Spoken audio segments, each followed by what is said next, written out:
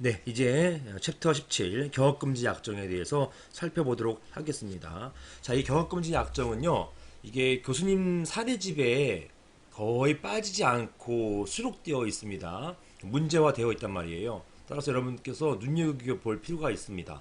그리고 판례가 조금씩 나오고 있어요. 심지어는 2017년도에도 관련된 판례가 나왔습니다. 이런 경업금지 약정에 관련된 것은요, 이 경업금지 의무가 상법에는 규정되어 있거든요. 그런데 이렇게 근기법에는 규정되어 있지 않다라는 점, 요 점이 이제 그 문제가 돼요. 즉, 상법에는 규정되어 있다 치지만 이런 근로기준법에 명시되지도 않은 그러한 어떤 경업금지 약정을 들어가지고 사용자가 근로자에게 어떤 손해배상 청구, 경업금지 의무 위반을 이유로 손해배상 청구할 수 있는지 문제, 이런 것이 문제 된단 말이에요. 근로계약 체결할 때 대부분 경업금지 의무 규정을 근로계약 그 조항으로 집어넣습니다. 이런 조항이 실질적으로 문제가 되는 것입니다. 자, 경업금지 약정 의 보시면 경업금지 의무란 근로자가 사용자의 이익에 현재 반해서 경쟁사업체에 취업하거나 또는 자기 스스로 경쟁사업체를 설립 운영하지 않을 의무, 이런 것을 말하는 것입니다. 이거 암기하셔야 돼요. 그래야지 여러분 케이스 풀 때 이거 그냥 바로 쓰실 수 있는 것입니다. 그 다음 요거 이제 중요해요. 이게 왜 문제되는가? 이게 이제 중요한 것인데요. 자, 보시는 것처럼 상법상에는 규정이 있어요. 상법상 상업 사용인에게는 경업금지 의무가 규정되어 있습니다. 뭐 여기서 상업 사용인이라 표현했지만 그냥 상인이에요. 상인. 이거 여기에 뭐 사용인 해가지고 사용자 이렇게 생각하지 마세요. 그냥 상인에게는 경업금지 의무가 규정되어 있습니다. 자, 근기법에는 이런 규정이 없습니다. 그런데 근로관계가 종료되기 전에는 근로계약상 당사자 쌍방은 충실 의무라는 게 있기 때문에 비록 명문의 규정이 없다 하더라도 경업금지 의무가 인정될 수가 있습니다. 그러나 이렇게 근로관계가 종료된 경우에까지 경업금지 의무가 있다고 하는 것은 근로자의 직업선택의 자유, 이거 매우 중요하다. 여러분, 이게 핵심 키워드예요. 근로자의 직업선택의 자유를 직접적으로 제한하는 것이기 때문에, 직업 선택의 자유 침해하는 것이기 때문에, 따라서 여기에 대해서 일정한 제한이 있는 것 아니냐, 이게 문제가 되는 것입니다. 따라서 근로관계 종료 후, 항상 종료가 문제돼요. 종료 후에 경업금지 약정에 대해서는 그 유효성이 문제된다. 이게 종료 전에 근로할 때는요, 충실 의무가 있기 때문에 딴 데 자꾸 우리 어떤 노하우를 빼거나 다른 데 취업하거나 이렇게 못해요. 오로지 내 직장에서만, 우리 직장에서만 근무해야 할 충실 의무가 있습니다. 그래서 이럴 때는요, 경업금지 의무가 당연히 있을 수 있죠. 딴 직장 가면은 이거 징계 해고 사유가 될 수도 있는 거거든요. 그런데 근로관계가 종료했어요. 이제 끝냈어요. 자유롭게 보내줘야 돼요. 그럼에도 불구하고 내가 했던 일 하지 마, 이렇게 할 수 있냐는 것이에요. 이게 유효성 문제가 되겠습니다. 자, 유효성 관련해서 이게 이제 리딩 키스가 손톱깎이 납품 사례 문제입니다. 자, 손톱깎이 제조 회사인데요. 또 수출도 하는 회사인데, 이 A 회사의 직원 갑은 퇴사 후에 퇴사했잖아요. 중개 무역해서 자기가 만들었어요. 그래서 여기 A 회사 같이 손톱깎이 세트를 만들어 가지고 미국 최대 손톱깎이 판매 회사인 베네사에 대한 납품을 하게 되는 것입니다. 여기에 있어서 A 회사는 갑이 베네사의 바이어 명단, 중국 하청업체 자료 등을 이용해 가지고 영업을 했기 때문에 경업금지 약정 위반이다, 이렇게 주장하면서 그 책임을 물었습니다. 책임은 3번에서 보시는 것처럼 손해배상 청구를 했던 것이죠. 여기에 대해서 그 판례는요, 뭐 1심부터 30까지 전부 다 이건 영업비밀도 아니었고 또 경업금지로 보호가치 있는 정보도 아니었다. 즉 어떤 것이요? 베네사 바이어 명단, 중국 하청업체 자료, 이런 것들이 어떤 영업 비밀도 아니었다. 왜냐하면 당시 홈페이지에 이 베네사 바이어 명단 다 적시돼 있었거든요. 중국 하청업체 다 홈페이지에 나열돼 있었거든요. 보통 이제 회사가 자랑하잖아요. 우리는 이걸 어디에 납품합니다. 다 쓸 거 아닙니까? 그 다음에 여기에 중국 하청업체는 중국에 어디가 있습니다. 이렇게 다 자랑했을 거 아니에요. 따라서 이거 여기다가 다시 납품하고 그 중국 하청업체하고 거래하는 게 뭐가 잘못이냐, 이렇게 봤던 게 판례 제도가 되겠습니다. 자, 이때 이제 이 판례에서 결론이 이렇지만은 이때 경업금지 관련해 가지고 판례가 일정한 어떤 그 법리를 설시하고 있어요. 그것이 보시는 것처럼 가, 나, 다입니다. 자, 이러한 그 경업금지 약정이 헌법상 기본권을 지나치게 제한하는 것인지 여부 이렇게 이걸 쟁점 삼아서 한번 살펴보았습니다. 자, 사용자와 근로자 사이에 경업금지 약정이 존재한다 하더라도 그러한 약정이 헌법상 보장된 근로자의 직업 선택의 자유와 근로권 또는 자유 경쟁을 지나치게 제한하는 경우요. 지나치게 제한하는 경우에요. 이때는 민법 103조에 반하는 법률 행위로서 무효라고 보게 되는 것입니다. 따라서 반대로 해석하면요, 지나치게 제한할 때 무효이지 지나치지 않을 경우에는 무효를 보지 않는다, 이 얘기가 되겠습니다. 그 다음에 이렇게 무효인지 여부 또는 이런 그 보호할 가치 있는 사용자의 이익 여부, 이것들은 재반 사정을 종합 고려한다라는 것입니다. 즉 근로자 퇴직 전의 지위, 근로자의 대가 적용 여부, 기타 사정 등을 종합적으로 고려하여야 한다라는 것이고요. 그 다음에 보호할 가치 있는 사용자의 이익, 즉 대부분 근로자가 사용자의 어떤 노하우를 빼가가지고 자기가 영업을 하기 때문에 뭐 이제 자기 사용자는 내 이익 침해됐다, 내 보호할 만한 어떤 비밀, 노하우 이런 것들이 침해됐다 이렇게 주장하고 있어요. 따라서 요 답안은요, 그런 노하우, 보호할 만한 이익, 이게 무엇이냐 이런 것에 대해서 판단하는 기준이 무엇이냐 이걸 보고 있습니다. 여기서 말하는 보호할 가치 있는 사용자의 이익이라 한다는 것은 영업 비밀뿐만 아니라 그 정도에는 이르지 않는다 하더라도 지식 또는 정보로서 근로자와 이를 제3자에게 누설하지 않기로 약정한 것, 특히 이런 그 약정한 것이 어떤 것이냐, 사용자만이 가지고 있는 지식이라는 것이에요. 또는 사용자만이 가지고 있는 정보라는 것이에요. 이런 것들을 제3자에게 누설하지 않기로 약정하는 거, 그 다음에 고객이나 영업상의 신용 유지 이런 것들도 모두 보호할 만한 가치 있는 사용자의 이익이라고 보았습니다. 그런데 해당 손톱깎이 납품 사례에서는 그 정도의 보호할 가치 있는 이익은 아니다 이렇게 봤던 사례이지요. 검토 보시면 경업금지 약정은 헌법상 보장된 근로자의 직업 선택의 자유와 근로권 또는 자유로운 경쟁을 제한할 여지가 많기 때문에 보호할 만한 가치 있는 사용자의 이익이 있는지 여부 등 집안 사정을 고려해서 판단해야 된다라는 것입니다. 이 부분을 이제 검토 부분에 원래 이게 판례의 법리였는데요. 그걸 판례 법리 중에 하나를 제가 이제 검토로 뽑아 썼습니다. 이거 한번 눈여겨 보시면 좋겠어요. 경업금지 약정은 이런 직업 선택의 자유를 침해하는 것이다. 이렇게. 그다음에 근로권을 제한할 여지가 있다. 즉 직업 선택의 자유, 그다음에 근로권 이런 것들.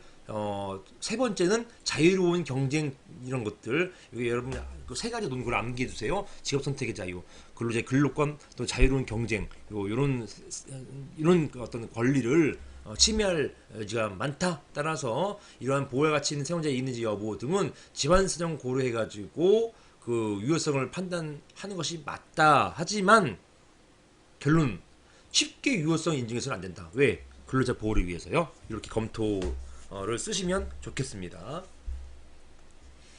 자, 여기 대해서 입증 책임은요. 입증 책임은 판례가 하나 나왔어요. 입증 책임 판례는 이런 경업금지 약정의 유효성을 인정할 수 있는 재반 사정에 관한 주장 책임은 누구에게 있다? 근로자가 아니라 사용자에게 있다. 최근에 이제 그 시험에서 입증 책임을 조금씩 묻고 있어요. 원래 이게 이제 소송법에 관련된 부분인데 여러분이 행정진소법도 하시다 보니까 이런 입증 책임 문제에 대해서 이제 노동법 교수님들도 묻기 시작했습니다. 따라서 입증 책임 문제는 좀 눈여겨 보실 필요가 있어요. 사용자가 그러한 유효성을 인정받기 위한 여러 사정을 제대로 증명하지 못한 이상 이런 경업금지 약정 효력을 주장할 수 없다. 이런 것입니다. 자, 위반의 효과, 강제이행, 근로자가 경업금지 약정 위반했을 경우에는요, 이런 가처분까지 허용할 수 있고, 그 다음에 뭐 어떤 그 경쟁업체 전직 또는 설립 운영하는 것을 막을 수가 있어요. 그런 영업하지 말라라고 하는 영업행위 뭐 금지 가처분 이런 것들을 구할 수 있습니다. 그게 강제이행, 강제로 근로자가 그런 영업 못하게 만드는 것, 요거 가능하다는 얘기예요. 다음 손해배상 책임도 가능한 것이죠. 네가 내 이익을 빼갔으니까 거기에 따른 손해배상 책임해, 패자자 책임을 져, 이렇게 해가지고 책임을 물을 수가 있게 되는 것입니다. 자, 보시고요.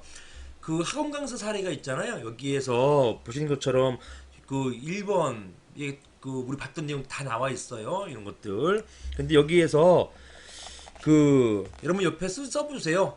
거기다가 이 판결의 요지 옆에다가 자 공경기지가 보리 대상 이렇게 두 문자 같이 암기할 수 있는 거 만들어 가지고요. 이 기준 공경기지가 그 다음에 보리 대상인데요. 자 여기 보시는 것처럼 영업의 노하우, 자 고객관계 등 경업금지에 의해서 보 동그라미, 그 다음에 이 사용자의 이익 있잖아요. 이익 동그라미, 그 다음에 밑에 기간 있잖아요. 기간 기 동그라미, 그 다음에 지역 동그라미, 그 다음에 대상 동그라미, 그 다음에 여기 뒤에 대가의 가 동그라미, 그 다음에 퇴직 경위할 때 퇴직 경위 경 동그라미, 그 다음에 공공의 이익 할 때 공 이렇게 해가지고 합쳐지면 공동기지가 보리 대상입니다. 이게 두 문자 하도 이제 이것들 쓰기 어렵다고 하시는 분이 계시기에 제가 한번 이름 만들어 봤습니다. 이렇게라도 암기하시면은 이게 암기를 하면은 좋은 게요. 일단 그 부분은 나중에 공부할 때 편해져요. 웬만큼 아는 것처럼 느껴지기 때문에. 그리고 또 실제로 여러분 답안 나올 이 문제가 나오면 그 두 문자 암기대로 쓸 수가 있으니까요. 근데 이것도 없으면 여러분들 멍해가지고 아무것도 못 씁니다. 여러분 사인인 보너스 생각하시면 판단 기준으로 동경의 목건문 이거 생각하시면 그냥 쓸 수 있잖아요. 뭐 이렇게 해가지고 동기 목적 이렇게 쓸 수 있기 때문에 이런 암기가 나름 필요하다고 보여집니다. 자 여기까지 보시고요. 그 다음 챕터 18 진실고지 의무와 경력사칭도 보겠습니다. 자, 요거는 시험에 자주 기출됐어요. 여러 가지 기타 노무사 시험뿐만 아니라 기타 시험에도 이제 출제가 되었는데요. 제가 이게 왜 이렇게 자주 출제가 될까 생각해 보니까 실무에서 이게 많이 문제가 되더만요. 그리고 실제로 사용자가 해고할 때 입사할 때 이렇게 우리에게 진실을 고지하지 않았고 허위 이력서로 입사했다라는 것을 주장해서 해고하려고 하는 경우가 굉장히 많더라는 것입니다. 제가 지방노동위원회 공익위원 하면서 심판하면서 이런 것들을 많이 봤어요. 따라서 이게 실무상 많이 문제가 되니까 그래서 이게 시험에 자주 나오는구나 이런 생각을 하게 됐고요. 2017년도에도 또한 마찬가지로 동일한 관련된 진실고지 의무 관련된 판례가 나왔기 때문에 한번 눈여겨보실 필요가 있게 되겠습니다.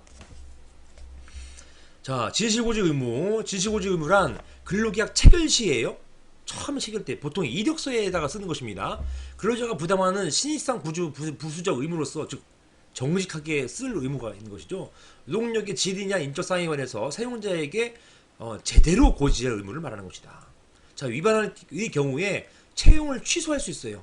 요게 이제 2017년도 판례가 되겠습니다. 그 다음에 손해배상 청구가 되는 것이고요.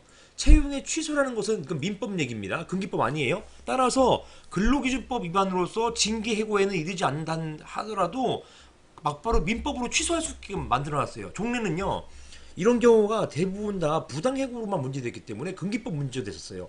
진실고지 의무 관련해가지고 부당해고 이런 금기법 위반 여부만 문제됐는데 이런 채용 취소 가능하다는 것은 그냥 교과서상의 어떤 논의였거든요.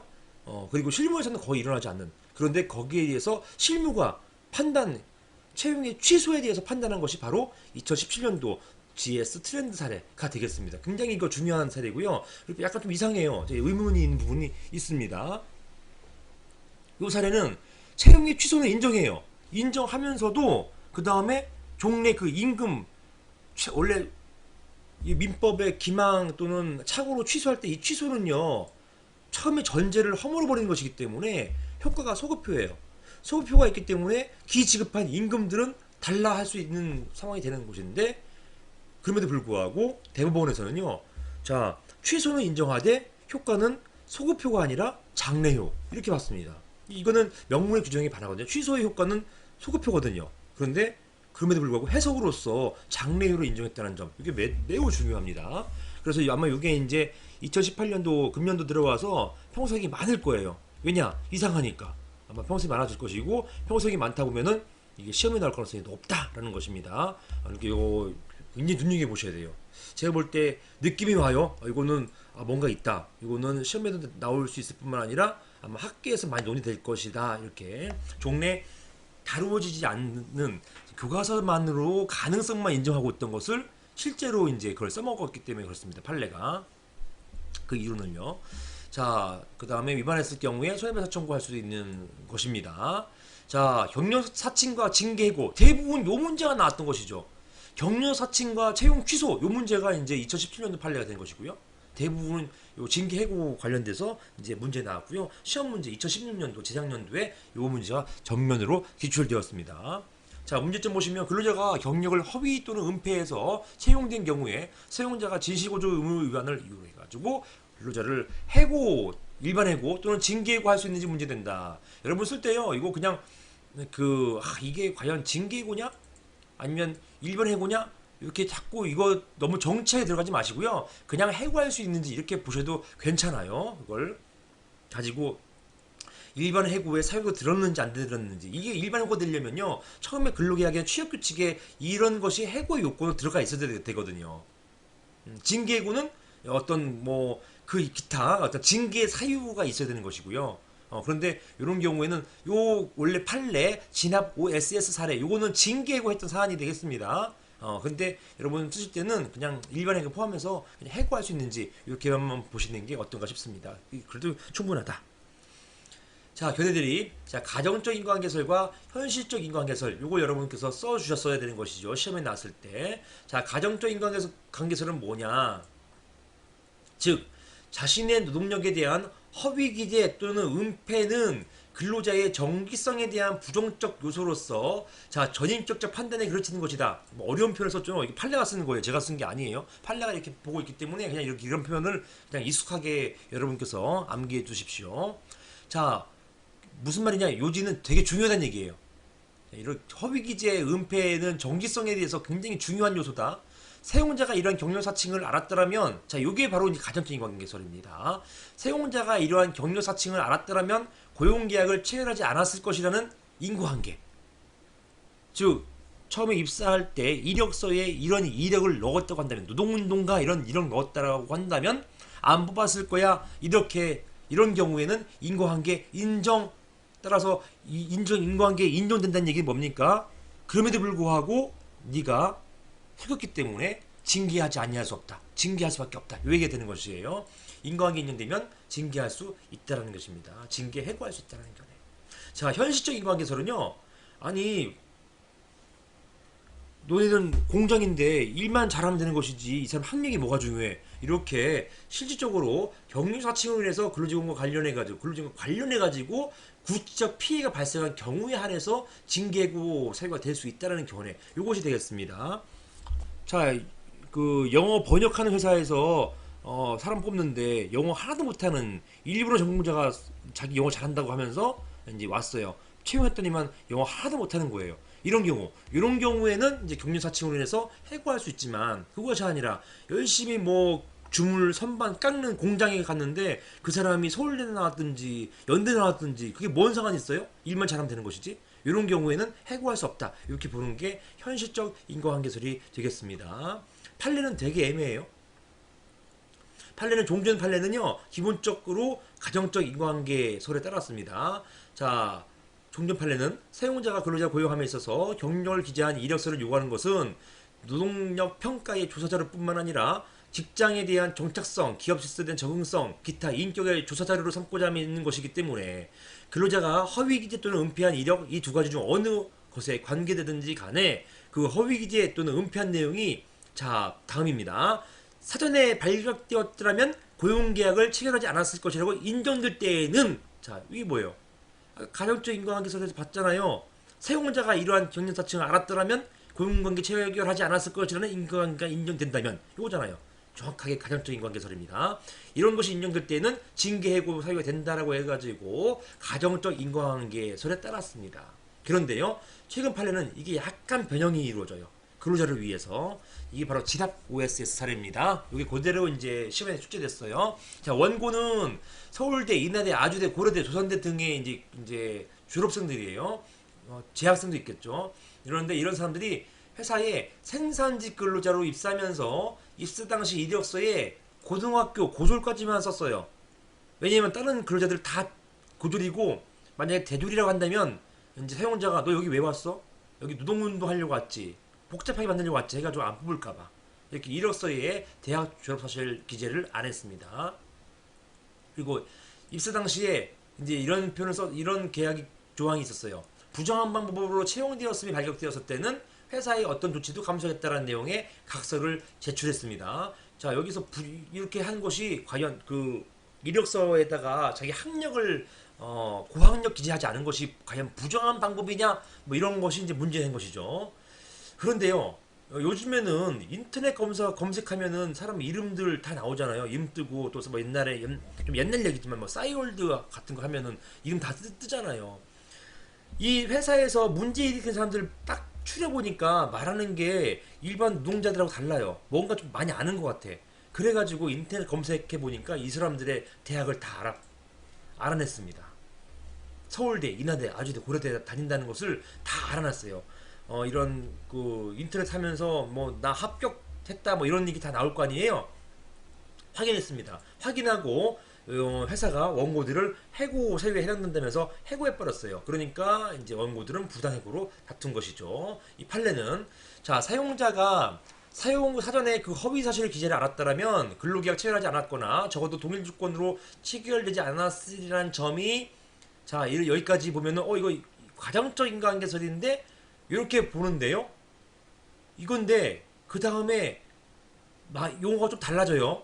자, 이런 등의 고용 당시 사정뿐만 아니라 슬래시 하시고, 자, 원래는요 티어 3 체결하지 않았으리라는 사정이 인정된 경우에는, 인과관계가 될 경우에는 해고할 수 있다 이렇게 봐야 되는 거예요. 근데 여기에서 방향이 조금 바뀝니다. 방향 틀어버렸어요. 즉 고용 이후 해고에 이르기까지 근로자가 종사한 근로의 내용과 기간, 허위기재를 한 학력 등이 허위기재 사실을 알게 된 경위 등 여러 사정을 종합 고려해서 판단하여야 한다라고 해가지고, 이런 사정을 판단해가지고 막연하게 최초에 가정적으로 이제 이런 사실 알았다면 채용하지 않았으리라고 하는 그런 점만 갖고 판단한다는 게 아니에요.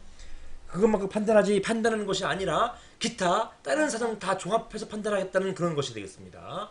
즉 가정적 인과관계 요소뿐만 아니라 고용 이후 해고 시점까지 재반 사정 고려해가지고 판단하겠다 이렇게 보았던 것입니다. 종전에 비해서 징계 해고에 대해서 엄격한 제한을 가하게 되었다.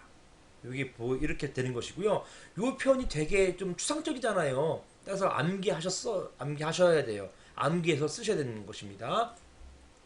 즉 이 자체가 그대로 현실적 인과관계설은 아니에요. 오해하시면 안 돼요. 혼동하시면 안 됩니다. 현실적 인과관계설은 아니고 바탕은 가정적 인과관계설이지만 그럼에도 불구하고 이 가정적 인과관계설 적용을 상당히 제한했다. 요게 의미가 있는 것입니다. 자, 가정적 인과관계뿐만 아니라 고용 이후 해고 시점까지 재반 사정. 자, 이런 여기에 어떤 게 들어가 있어요? 근로한 내용 이런 것도 들어가 있단 말입니다. 이 근로자가 이 생산직 회사인데 머리 쓰는 거하고 뭐가 상관이 있냐는 것이에요. 따라서 이런 경우에는 부당해고가 될 가능성이 높습니다. 이런 징계해고 잘못됐다고 판단할 여지가 높게 됐다는 것이고, 실제 사례에서도 마찬가지였었어요. 자, 검토. 최근 판례는 가정적 인과관계 요소에 고용 이후 해고 시점까지의 재반 사정을 보태어 판단하고 있어서 긍정적으로 평가될 수 있다라는 것입니다. 하지만 여전히 가정적 인과관계 요소를 판단 기준으로 삼고 있어서 아쉬움이 남는다. 아쉬움이 남는다는 얘기는 제가 한 게 아니라 교수님이 평석하시면서 쓰신 것입니다. 자, 격려 사칭이 해고 사유가 되는지 여부는 업무 관련성 판단이 핵심이다. 따라서 학력 사칭을 비롯한 격려 사칭이 주로 문제되었던 사안은 대부분 학력이 하향 사칭, 즉 나는 대학교 나왔으면서도 고등학교 졸업한 것인 양 해서 사칭한 것, 즉 하향 사칭이 이런 것이에요. 이것은 근로 제공에 지장 등과 같은 업무 관련성이 없습니다. 자, 없다는 것이에요. 내 능력을 과대평가한 것이 아니라 과소평가해가지고 이력서 쓴 거, 이거는 괜찮다는 것이에요. 즉 문제는 상향 사칭이 문제되는 것이죠. 상향 사칭은 나는 고등학교밖에 안 나왔으면서도 대학교 나온 것처럼 사칭하는 것, 이런 걸 말하는 것입니다. 자, 노무사 시험 합격도 안 했으면서도 노무사인 것이냐 사칭하는 거, 이게 바로 상향 사칭이에요. 이러한 상향 사칭은 업무에 지장 주기 때문에 해고 사유 될 수 있습니다. 그럼에도 불구하고 하향사칭은 처음부터 문제될 여지가 없다. 따라서 학력 또는 경력사칭이 정당한 해고 사유가 되는지 여부는 현실적으로 근로제공 지장이 있거나 기업 질서 침해하는지 여부에 따라 판단하는 현실적 인과관계설이 타당하다고 본다. 이렇게 검토해 쓰시면 되겠습니다. 결론은 판례에 맞춰서 쓰시면 되는 것이고요. 그 사안의 경우 마찬가지입니다. 자, 그 다음에 최근에 나온 이제 판례의 것이고요. 자, 이건 경력사칭과 부당해고가 아니라 경력사칭과 근로계약의 취소예요. 취소. 이게 새롭습니다. 자, 근로자가 사용자에게 임금 지급을 청구하자 사용자가 근로자의 경력사칭을 이유로 해가지고 근로기준법상 해고가 아니라 민법상의 근로계약 무효 또는 취소를 주장할 수 있는지 여부, 그리고 근로계약의 취소와 아울러서 그 무효 또는 취소 효과가 효고표 받는 것인지 여부, 이런 것들이 문제된다. 여러분 이게 시험에 나올 것 같아요. 이거 매우 중요합니다. 판례는요. 판례 보시죠. 자, 근로자 갑은 A회사 백화점 매장에 매니저로 채용됐어요. A회사는 근로자 갑이 이 백화점 매니저가 이제 백화점 관련해 가지고 근로자성 인정된 그 판례 여러분 보셨을 것입니다. A회사는 근로자 갑이 허위 경력의 이력서 제출해서 채용된 것을 밝혀내고 갑을 해고했습니다. 갑은요 노동위원회에 부당해고 구제 신청했고 노동위원회는 부당해고라고 판정했어요. 자, 그러자 갑은 민사소송으로 A회사 상대로 해가지고 부당해고 기간 중에 임금을 청구합니다. 왜냐면 이 노동위원회가 구제 신청할 때 임금 지급하라고 하는데 무시한 거죠. 임금 지급하라고 하는데 그 노동위원회가 이제 구제 명령이 내렸음에도 불구하고 이행 안 하면 할 수 있는 건 노동위원회는 이행강제금 맥스로 1,200만 원 청구하는 1,200만 원을 부과하는 것밖에는 돈을 못 줘요. 돈 못 주니까 결과적으로 갑은 민사소송으로 임금 청구해가지고 압류하는 수밖에 없습니다. 약간 좀 이런 부분에 맹점이 있죠. 노동위원회가 강력하게 이행강제금을 때려가지고 이제 압박을 해야 되는데 이행강제금의 맥스가 고작 1,200만 원, 1,200만 원 정도밖에 안 돼요. 그렇기 때문에 만약에 급여를 막 1억씩 내 주어야 할 상황이라면 그냥 뭐 1,200만 원 내고 말지 뭐 이렇게 하면서 임금을 안 줍니다. 그러면 갑이 어떻게 근로자가 할 수 있는 게 없어요. 할 수 있는 거는 이제 민사소송 돌아와서 임금 청구를 합니다. 이때 회사가 항변합니다. 회사는요 민사소송에서 갑의 격려 사칭이 기망행위에 해당했다라고 하면서 근로계약 자체의 취소를 주장했어요. 그리고 이게 특이하게도 노동위원회에서는 부당해고로 인정했는데, 즉 이 격려 사칭이 문제 안 된다라고 했는데 민사소송에서는 이거 취소 사유 된다 이렇게 봤습니다. 좀 태도가 달랐던 것이죠. 자, 원심은 A 회사 주장 받아들여서 근로계약 취소를 인정했어요. 즉 회사가 이겼단 말입니다. 그리고 취소의 소급표를 인정해가지고 갑의 임금 지급 청구 기각했습니다. 만약에 사용자가 임금을 냈다 하면은 임금 반환하라고 했을 거예요. 이거는 근로자가 소송을 제기했던 것이기 때문에 근로자가 제기한 임금 지급 청구까지도 모두 기각했어요. 왜냐? 취소했으니까 취소의 효과로서 소급표가 있으니까요. 소급표에 따라서 임금 지급 기각하는 거 이거 너무 당연한 거예요. 그런데요, 갑이 근로자가 상고했고요. 상고는 이 원심을 파기환송하면서 원심이 계약 취소한 거 요거는 오케이 인정. 하지만 소급표가 아니라 장래고를 인정했습니다. 이게 틀리게 한 거예요. 그래서 갑의 임금 지급은 인정했습니다. 이게 굉장히 특이하다. 이게 되겠습니다. 눈여겨 보셔야 돼요. 판례는 계약 체결에 관한 당사자들의 의사표시에 무효 또는 취소 사유가 있으면 그 상대방은 이를 이유로 해가지고 근로계약의 무효 또는 취소를 주장해서 그에 따른 법률 효과의 발생을 부정하거나 소멸시킬 수 있다. 다만 취소 인정하겠다는 것이에요. 다만 자, 이런 취소 인정한 예가 옛날에는 교과서밖에 없었다니까요. 교과서. 다만 그와 같은 근로계약의 무효 또는 취소를 주장할 수 있다 하더라도 근로계약에 따라서 그동안 행하여진 근로자의 노무 제공의 효과를 소급해서 부정하는 것은 이렇게 소급하여 부정하는 것은 타당하지 아니하므로, 즉 장래에 인정했다는 것이에요. 이미 제공된 근로자의 노무를 기초로 형성된 취소 이전의 법률 관계까지 효력을 잃는다고 보아서는 아니 된다. 따라서 취소의 의사표시 이후에 장래에 관해서만 근로계약 효력이 소멸된다라고 판시해서 이런 근로계약의 취소는 인정하되 소급표는 부정하는 취지로 판시하였습니다. 자, 소급표를 부정하니까 근로자의 임금 청구 인정 부정 인정된 거 인정해 준 것이에요. 자, 검토. 이 검토도 이게 판례 요 판례의 법리였는데요. 여기 보시면은 소급표를 부정하는 것이 타당함으로 있잖아요. 이 사실은 요 사이에 소급표를 왜 부정하는 것이 타당한지에 대해서 장황하게 설명하고 있는데 그 설명을 제가 검토해서 줄여가지고 정리해서 적어놨습니다. 바로 이것이 바로 왜 소급표를 부정하는지 여부에 대한 이야기예요.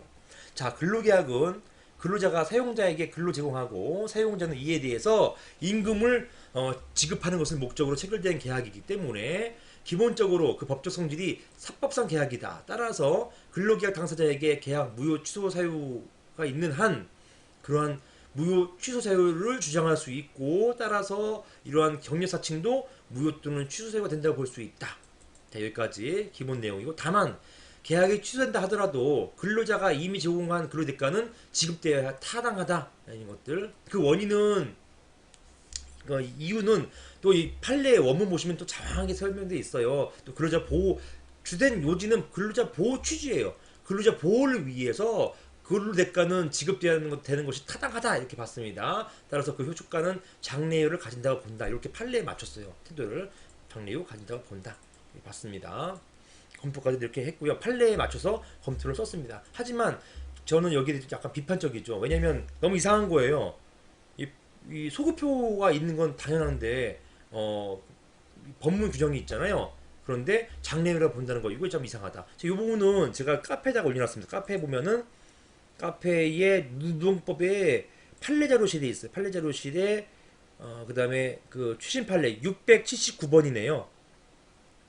게시글 여기에 대해서 제가 보면은 그 민법은 계약의 취소에 대해서 141조에 그 계약 취소를 여기 보셔야겠네요. 이렇게 보시는 것처럼 이렇게 썼습니다. 자, 평소 보시면 이와 같이 판례 태도에 따르면 지방노동위원회 부당해고 판정에서 해고의 효력이 사라졌다 하더라도 다시 사용자가 민사소송으로 근로관계 취소와 마찬가지로 취소 구할 수 있고요. 이로 인해서 해고와 마찬가지 효과를 가질 수 있다는 점에서 근로자에게 불리한 해석에 입각한 판결이다. 이런 비판이 가능하고요. 다만 판례는 계약 취소 인정한다 하더라도 취소 효과를 소급표가 아닌 장래효로 보았는데 이게 무슨 근거인지 모르겠다는 것이에요. 왜냐? 민법의 태도는 장래효이기 때문에 그렇습니다. 즉 계약의 취소는 인정하되 근로자 보호를 위해서 기본 법리를 넘는 장래효를 택한 것으로 보인다. 이게 제 생각이에요. 자, 이런 것들이 있었다라는 것입니다. 카페 글 참조하시면 되겠습니다. 여기까지 보겠습니다.